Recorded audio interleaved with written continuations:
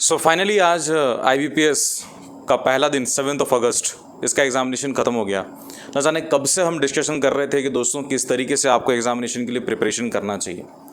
मैंने हमेशा मेरे हर वीडियोस में आप सभी से यही सजेस्ट किया कि irrespective of your shift, irrespective of the day when you are appearing for the IBPS RRB clerical preliminary examination, आपकी फोकस ये होनी चाहिए कि आप सारे क्वेश्चंस को विजिट कर रहे हैं, आप सारे क्वेश्चंस के आंसर्स को अटेम्प्ट करने का कोशिश कर रहे हैं। ओवर अटेम्प्ट करने का कोशिश ना करें, ये हमेशा मैंने आप सभी को सजेस्ट किया।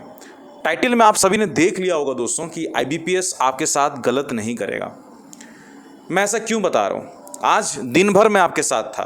फर्स्ट शिफ्ट के बाद मैं एनालिसिस लेके आया, सेकंड शिफ्ट के बाद मैं एनालिसिस लेके आया, थर्ड के बाद, फोर्थ के बाद अभी एक और वीडियो अभी आपके सामने बना रहा हूँ, और फाइनली एक और वीडियो बनाऊंगा जहाँ पे आप सभी को समझाने का कोशिश करूँगा कि ओवरऑल अटेम्प्ट, गुड अटेम्प्ट क्या हो सकता है। जैसे ही मैंने फोर्थ शिफ्ट का रिव्यू मैंने ख़त्म किया, उसके बाद मैंने ये देखा, मैं इंस्टाग्राम पे हमेशा एक्टिव रहता हूँ तो चेक करता रहता हूँ आपके सारे मैसेजेस को, कोई टेलीग्राम पे भी मेरे को मैसेज करता है।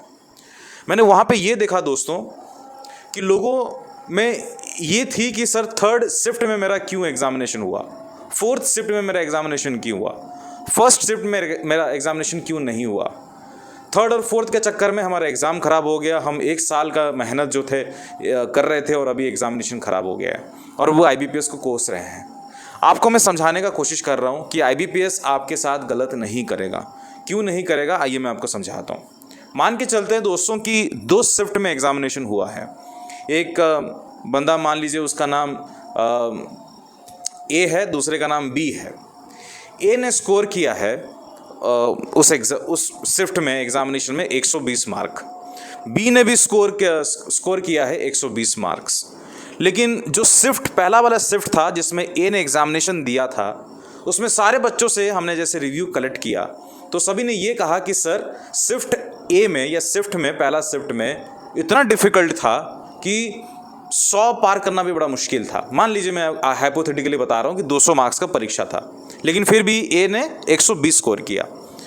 और सेकंड शिफ्ट की बात करें तो वहाँ पे इजी पेपर था मान लीजिए, तो उसमें फिर भी B ने कितना स्कोर किया, 120 स्कोर किया। आप जो मैं बता रहा हूँ आप इसको इमेजिन करते हुए समझिएगा, तब जाके आप समझ पाएंगे मैं ऐसा क्यों बता रहा हूँ। तो शिफ्ट A में A ने स्कोर किया है 120, शिफ्ट B में B ने स्कोर किया है 120। अब IBPS गलत क्यों नहीं करेगा हम बता रहे हैं। शिफ्ट A का पूरा टोटल एवरेज निकाला जाएगा। मान लीजिए उसका एवरेज आया 110, यानी एवरेज यानी जितने सारे बंदों ने पहले शिफ्ट में एग्जामिनेशन दिया, सारों का एग्जामिनेशन का जो प्रीलिमिनरी एग्जाम का जो मार्क्स है उसका मान लीजिए उसका कैलकुलेशन किया गया, उसका एवरेज किया गया, 110 आया। यहाँ पे जो एवरेज निकाला गया मान लीजिए 130 आया। ऑब्वियस सी बात है क्योंकि सेकेंड वाला शिफ्ट ईजी था तो एवरेज भी ज़्यादा आ जाएगा। आप समझ गए, मैं एक एक करके आपको हाइपोथेटिकली समझा रहा हूँ। पहले शिफ्ट A, शिफ्ट B और एवरेज निकाला हम दोनों का, ठीक है। अब देखिए, अब इसमें क्या करता है IBPS, mean division, standard division method use करता है। उतना घुसने का कोशिश नहीं करते हैं, बड़ा सिंपल सा चीज़ मैं आप सभी को बता रहा हूँ। अब जैसे एवरेज हमने निकाल दिया 110, ठीक है, पहला शिफ्ट का। बंदे ने स्कोर किया है 120 पहला शिफ्ट का, एवरेज हम निकाल दिए हैं 130, बंदे ने स्कोर किया है 120। तो वो जो सेकंड वाला बंदा है वो खुश हो रहा होगा, यार मेरा पेपर बहुत बढ़िया चला गया, ये है वो है। अब उसका मार्क्स डाउन होगा, उसका मार्क्स डिक्रीज किया जाएगा ताकि दोनों को बराबर किया जाए। कैसे हम बता रहे हैं, 110 यहाँ पे एवरेज है, 130 यहाँ पे एवरेज है।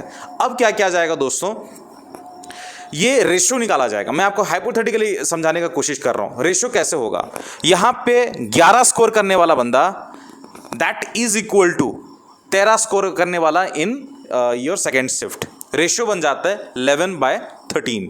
तो सेकंड वाले को डाउनग्रेड किया जाएगा 11/13 के हिसाब से, यानी 120 इंटू 11/13, उसका जो भी मार्क्स बनेगा शिफ्ट A के साथ दोनों का बराबर हो जाएगा। इस तरीके से नॉर्मलाइजेशन यूज होता है। लेकिन स्टैंडर्ड डिवीजन की जो कैलकुलेशन होती है वो अलग ही होता है। मैं आपको कभी अगर टाइम मिलेगा तो मैं डेफिनेटली समझाने का कोशिश करूंगा। इसीलिए इतना सबको समझाने का जो चीज़ है मैं क्यों बता रहा हूँ, इसीलिए क्योंकि आपका अगर थर्ड शिफ्ट खराब हुआ है कोई दिक्कत नहीं है। मैं खुद ही एग्जामिनेशन दिया हूँ दोस्तों, आप जो एग्जामिनेशन दे रहे हो अभी, मैं 3 साल पहले इस एग्जामिनेशन को क्रैक करके ज्वाइन भी करके उसको छोड़ भी चुका हूँ, और एग्जामिनेशन को आज भी मैं फॉलो करता रहता हूँ कि बंदे किस तरीके से एग्जाम देते हैं, किस तरीके का रिव्यू रहता है। मेरा एग्जाम था ही नहीं, बट फिर भी मैं 4-4 शिफ्ट का रिव्यू, एक्स्ट्रा 5 वीडियोस, ये 6वां वीडियो है आज के दिन का, ये लेके आप सभी के सामने हाजिर हूँ। इसलिए मैं समझाने का कोशिश कर रहा हूँ, डरिए मत। शायद आप लोगों के लिए ऐसा होगा कि ये पहला एग्जामिनेशन है ना, तो इसी चीज़ के लिए आप डर रहे हैं, तो इसमें डरने का कोई बात नहीं है। नॉर्मलाइजेशन हमने देखा है पिछले साल में कि भयंकर तरीके से नॉर्मलाइजेशन जो है वो काम किया है, वो बढ़ता है, मार्क्स बढ़ता है, इसमें टेंशन लेने की कोई दरकार नहीं है। तो नॉर्मलाइजेशन, अब कई लोग बोल रहे हैं नॉर्मलाइजेशन हट जाना चाहिए, अगर हटेगा तो फिर क्या फॉर्मूला बन सकता है, क्योंकि सारे बच्चों को तो एक शिफ्ट में एग्जामिनेशन कराना लगभग इंपॉसिबल है।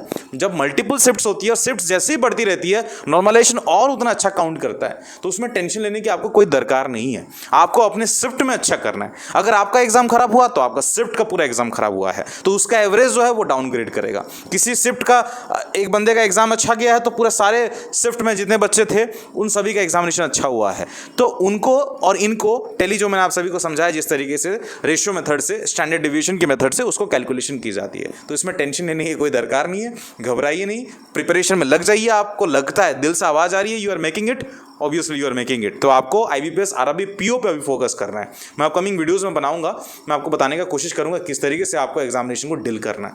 आप टेंशन मत लीजिए, आप एक काम करिए, जो 13th को एग्जामिनेशन है जिनका, मैं उन सभी को सजेस्ट करूंगा कि आप एक बार मेमोरी बेस्ड लगा दो, क्योंकि अभी आपके पास काफ़ी टाइम है, 6 दिन पड़ा है, तो एक मेमोरी बेस्ड गाइडली का मैं आप सभी को रिकमेंड कर रहा हूँ। लिंक मैं आपको डिस्क्रिप्शन बॉक्स में छोड़ दूंगा, जाके अटेम्प्ट कर लो। जैसे ही मॉक टेस्ट देते हो इसी को भी दे दो, इसमें कोई टेंशन लेने की दरकार नहीं है। आप पहली बार इस चैनल को विजिट कर रहे हैं तो डेफिनेटली लाइक, शेयर, सब्सक्राइब कर लीजिएगा। मैं जानता हूँ कि कई लोग ऐसे उम्मीद लगा के ट्रेन में बैठ के सफ़र तय करके आज एग्जामिनेशन दिए थे, दिन भर कहीं बारिश हो रहा होगा, कहीं धूप हो रहा होगा।